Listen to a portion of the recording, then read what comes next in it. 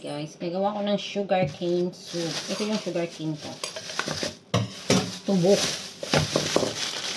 Gawa tayo. Ayan. Tugasan muna natin kasi madumi.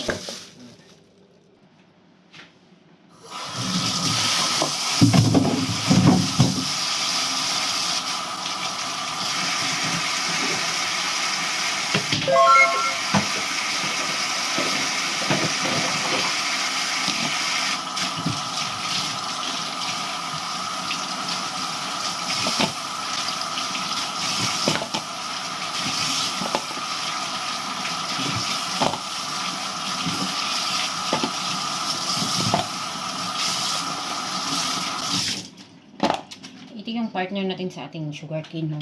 Nasa baw. Carrots! Tapos, ganyan namin pisain. Ano nga ba yung Tagalog sa pisain ng ano? Ang tubo? Dik-dikin? Hindi ko alam. Bahala na kayo dyan. Basta ganito na. Tubo. Mordiren. Ayan. Para yung katas niya lalabas doon sa soup. Sige. Isipin mo na ano, na may kaaway ka. Ayan, dikdikin pa ng dikdikin. No? Galit na galit. Galit na galit, no? Yan. Yan. Ang dumi na tuloy ng kusina ko. Yan. Diyos ko naman. Masarap to siya, guys. Gamot din to siya. Itong ano niya, sugar cane niya. Tapos hiwain natin ng ano, half. Lagyan natin sa kardero. Ito yung mga ingredients ko ng tubo. Ano to siya? Dates to siya. Dates, brown dates. Tsaka ito yung ano. Hindi ko lang kung anong buto na to. Hindi ko kilala sa anong klaseng buto. Basta ito yung hinahalo ko para matamis yung tubo. At syempre, hugasan natin. Hugas. Ayan, hugas. Uy.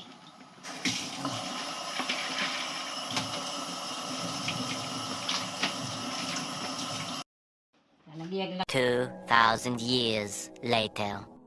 Ilalagay po natin tong sugar cane na dinikdik natin ng pinong-pino. Yan. Ilalagay na natin. Kasi gawin natin siyang sugar cane.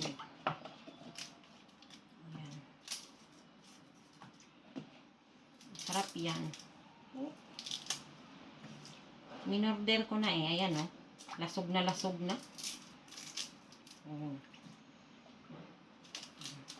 Haba pa naman.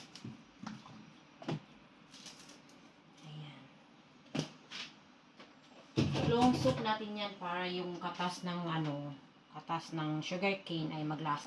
Lagyan nito, buto ng buwan ng buto. Ay maglasa natin. Tapos protein, lagyan natin ng carbs. Lagyan natin ng siya, no? Lagyan natin siya. Lagyan natin ng mga ha? Lagyan. Yung carbs na natin.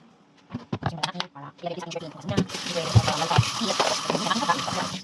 Lagyan natin. Ang carbs na natin sa ng sugar cane. Pag nalagyan ng sugar cane, kailangan yung kulay. From, hindi mo hindi pa. Pagka, ganyan. Mamili ko ito. Mamili ko ito. Lagyan natin sa bahay. Kaya mawakan yung puno ng carbs. Mamili ka sa uling bahay. Ayan, kaya natin yung carbs. Ayan.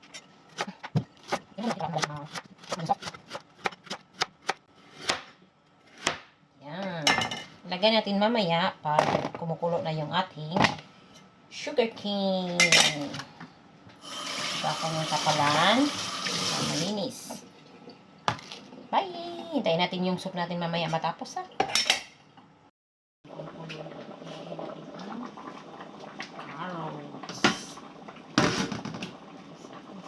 Ilagay ang carrots. Ilagay natin ang carrots. Ayun.